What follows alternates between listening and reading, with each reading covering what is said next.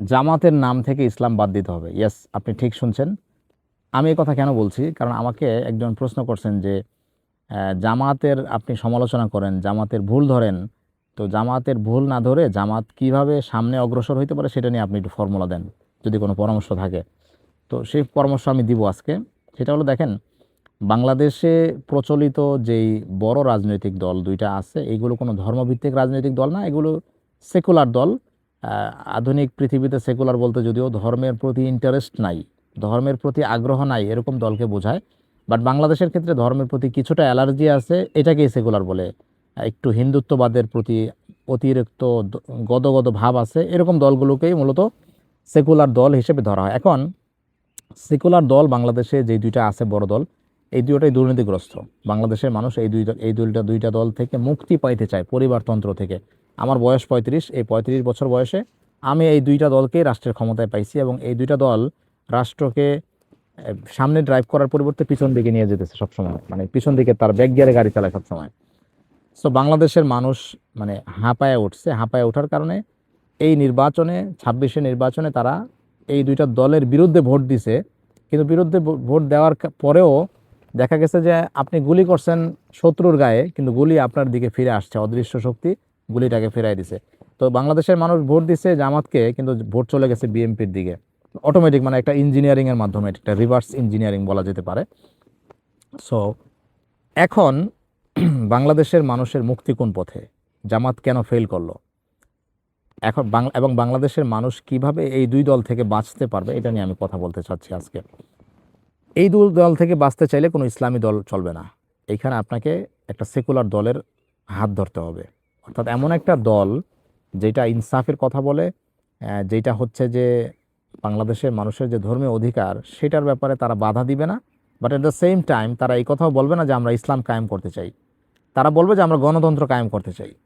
আপনি দেখেন ইসলামের নামটা বাংলাদেশের জন্য কিভাবে ডিজাস্টার হয়। যেমন ধরেন ২৪-এর যে গণ অভ্যুত্থান, এটার পেছনে ছাত্র জনতা এটার নেতৃত্ব দিছে, তাদের কিন্তু কোনো ইসলামিক আইডেন্টিটি ছিল না, কিন্তু সেটার মধ্যে ইসলামিক মন মানসিকতা সম্পন্ন লোকজন কিন্তু ছিল, যেমন আখতার কোরআনের হাফেজ, পাটোয়ারি কোরআনের হাফেজ, আরও কয়েকজন আছে যারা মাদ্রাসায় পড়ছে ছোটোবেলায়, কিন্তু পরে বিশ্ববিদ্যালয়ে গেছে, তো তাদের কিন্তু ইসলামের প্রতি আবেগ আছে। বাট তারা কিন্তু জামাত শিবিরের ব্যানারে এই আন্দোলনটা শুরু করে নাই। যদি জামাত শিবিরের ব্যানারে এই আন্দোলন শুরু করা হইতো, তাহলে এই আন্দোলনের প্রতি বিএনপিরও সমর্থন থাকতো না, বা এই আন্দোলনের প্রতি ধর্ম বর্ণ নির্বিশেষে মানে কারোরই হচ্ছে সমর্থন থাকতো না, এবং হাসিনা এটাকে জামাত শিবির বইলা, রাজাকার বইলে এই আন্দোলনটাকে দমাই দিতে পারতো। এরপরেও কিন্তু হাসিনা চেষ্টা করছে রাজাকার বইলা এটাকে দমানোর জন্য, যে রাজাকার নাতিপুতিদেরকে চাকরি দিব কিনা। কিন্তু যেহেতু কোনো মানে যারা আন্দোলনটা শুরু করছে তারা কোনো নির্দিষ্ট ইসলামিক ব্যানারে ছিল না, যার কারণে এই রাজাকার শব্দটা পুরা ইউথের বিরুদ্ধে গেছে, এবং পুরা ইউথ হাসিনার বিরুদ্ধে উঠে দাঁড়াইছে। এখন জামাতের ক্ষেত্রে মানে যেটা সমস্যা হয়েছে যে উম, এইটাকে এইটার নামে ইসলাম থাকার কারণে এটা আসতে পারতেছে না। এখন বাংলাদেশের জনগণ যদি এই দুই দল থেকে মুক্তি পাইতে চায়, তাহলে এমন কাউকে লাগবে যে বাংলাদেশের মানুষের ধর্মবিশ্বাসের প্রতি আস্থা রাখে, বাট সে এটা মুখে বলে যে আমি আসলে ভাই লিবারেল ডেমোক্রেট, আমি গণতন্ত্রের প্রতিষ্ঠা করতে চাই। তো এই ধরনের স্লোগান যারা দিবে, যেমন ধরেন ব্যারিস্টার ফুয়াদ, তারপরে এই যে মঞ্জুর, এরা কিন্তু জামাতের প্রোডাক্ট, ছোটোবেলায় এরা শিবির টিবির করছে। বাট এদের যে আপনি রাজনৈতিক, বা আপনি হাদির কথাই বলতে পারেন, হাদি কিন্তু কোনো ইসলামিক দল নিয়ে রাজনীতি করে নাই, সে লিবারাল, বাট সে কিন্তু কোরআনের হাফেজ, তার বাবা একজন মসজিদের ইমাম, তার ভাইরা সবাই আলেম, মানে মাদ্রাসায় পড়ছে, সবাই আলেম না, এক বড় ভাই হয়তো আলেম, ছোট ভাইরাও মাদ্রাসায় পড়ছে, মানে ইসলামিক, তার বউ পর্দা করে। তার মানে হাদি প্রপার একজন ইসলামিক মানে প্র্যাকটিস করা ইসলাম তার ব্যক্তি জীবনে, বাট সেটাকে তার রাজনৈতিক পরিচয়ে নিয়ে আসে নাই, যার কারণে কিন্তু তার একটা গ্রহণযোগ্যতা সব মহলে তৈরি হয়েছে। সো বাংলাদেশের মানুষকে যদি জামাত মুক্তি দিতে চায়, তাহলে জামাতকে যেটা করতে হবে, তার পুরান দল বাদ দিতে হবে, তাকে নতুন দল গঠন করতে হবে, এবং সেই দলের মধ্যে, যেমন ৫৫ বছর পরে বাংলাদেশের বা বর্তমান জামাত ইসলামে কিন্তু কোনো রাজাকার নাই। জামাতের যেগুলো ভুল ছিল, যে আপনার মুক্তিযুদ্ধের পরে গোলাম আজমকে তারা আবার জামাতের আমির নিযুক্ত করে, সেটা তাদের বড় ভুল ছিল। গোলাম আজমকে তখন আমির নিযুক্ত করা ঠিক হয় নাই, এবং গোলাম আজমকে আমির নিযুক্ত করার কারণে জামাতকে অনেক খেসারত দিতে হয়েছে, সেগুলো নিয়ে আমি পরে আলোচনা করব। জামাতকে ট্যাগিং করা সহজ হয়েছে গোলাম আজমকে। গোলাম আজম বুদ্ধিবৃত্তিক লিডার হিসেবে ব্যাকগ্রাউন্ডে থাকতে পারতো, ফ্রেশার কাউকে জামাতের আমির দেওয়া যেতে পারতো, যার মুক্তিযুদ্ধে যার রাজাকারী প্রমাণিত না এমন কাউকে দিলে জামাতের জন্য জিনিসগুলো সহজ হতো। তো এখন যেটা বলছি, জামাতের ফেলিওরের কারণ হইল আপনি জামাতের মডেলে যারা রাজনীতি করে, যেমন মিশরের ইখওয়ান, যে আমরা জানি যে ইখওয়ান মুসলিম একজন, তিনি প্রেসিডেন্ট হয়েছিলেন মুরসি তার পক্ষ থেকে, ইখওয়ানের পক্ষ থেকে, তাকে কিন্তু ল্যাং মারা হয়েছে। মানে জামাতের যেটা হয়েছে, জামাত ক্ষমতায় যাইতে পারে নাই, আর মুরসি ক্ষমতায় গেছে, তারপরে তাকে ল্যাং মারা হয়েছে। তো জামাতের যে আইডিওলজি, যে তারা ইসলামী রাষ্ট্রের স্বপ্ন দেখে এবং ইসলামটাকে মানে রাষ্ট্রীয় ক্ষমতা আনতে চায়, একই মডেল ছিল ইখওয়ানের প্রতিষ্ঠাতা হাসান আল বান্না। তিনি 1928-এ দল প্রতিষ্ঠা করেন, আর জামাত প্রতিষ্ঠা হয় 1940-এ। তো মওদুদী রহমতুল্লাহ আলাইহির যে আদর্শ এবং আপনার ইখওয়ানের আদর্শ, তাদের বিপ্লবী চেতনা, তারা যে পশ্চিমা সংস্কৃতির সমালোচনা করে, এখন আপনি সমালোচনা করবেন পশ্চিমা সংস্কৃতির, আবার আপনি এটা আশা করবেন যে পশ্চিমারা আপনাকে সমর্থন দিবে, আপনি ক্ষমতায় আসবেন, সেটা কিন্তু ব্যাকফায়ার করবে। সেই সমস্যাটাই পড়ছে জামাত।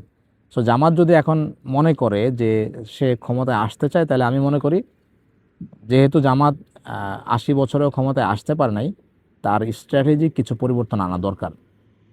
অপরদিকে আপনি এরদোয়ানের কথা দেখেন, এরদোয়ান কিন্তু চেলচালায় ক্ষমতায় চলে আসছে, কারণ এরদোয়ান কোনো ইসলামিক দল বলে না। মানে এরদোয়ানের আপনি মানে স্ট্র্যাটেজিটা যদি দেখেন, সে ইসলামিক দল বলে নাই, বাট ইসলামী মূল্যবোধকে সে মানে সাহায্য করে, ধারণ করে। সে কোরআনের হাফেজ।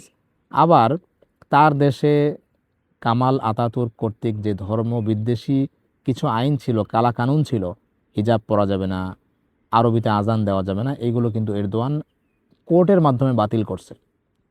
এবং যদিও তুর্কি কালচার, আমি তো তুর্কিতে গেছি, ওরা প্রপারলি ইউরোপিয়ান, মানে ধরেন নামাজ কালাম পড়ে, বাট ওদের মানে জীবনযাত্রা যেহেতু ওরা ইউরোপের মধ্যেই আছে, যার ফলে ইসলাম বিরোধী একটা সেকুলার রাষ্ট্র ব্যবস্থা থাকার কারণে ওরা কিন্তু আমাদের আমাদের ব্যক্তিগত জীবনে যে ইসলাম প্র্যাকটিস, সেটা থেকে ওরা পিছায়া।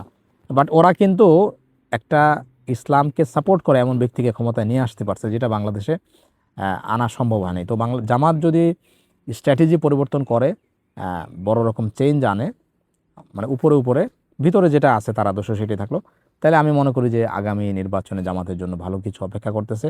আর যদি আগের স্ট্র্যাটেজিতে চলে, তাহলে ওই আগের পরিণতি হবে, মানুষ তাদের কর্মীদেরকে মারবে, আর তারা হচ্ছে যে